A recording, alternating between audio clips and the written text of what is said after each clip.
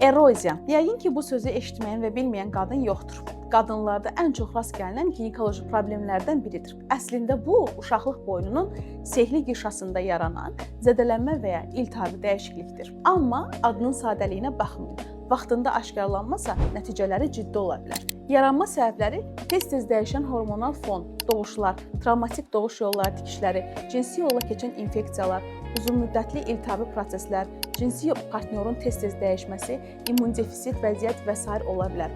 Qanlı axıntı, cinsi əlaqə sonrası ləkələnmə, xoşagəlməz qorxulu ifrazat və ya qarın aşağı hissəsində narahatlıq hissi bunlar eroziyanın siqnalı ola bilər. Amma yadınızda saxlayın, əlamətsiz keçən hallarda da eroziya mövcud ola bilər. Yəni, eroziya bəzən heç bir simptom vermədən illərlə gizli qala bilir. Müalicə olunmazsa nə baş verə bilər? Zamanla xroniki iltihab, uşaqlıq boynunda hüceyrə dəyişikliklər, hətta xərçəngönü vəziyyətlər yarana bilər. Müalicə üsulları isə müasir tibbdə çox təhlükəsiz və effektivdir.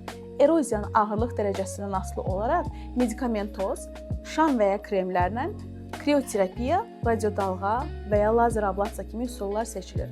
Ən vacibi doğru diaqnoz və düzgün taktikadır. Vaxtında müalicə olan eroziya hamiləliyə heç bir şəkildə mane olmur. Qısası, əgər ginekoloqunuz eroziya var dedisə, qorxmayın, amma məsələyə də laqeyd qalmayın.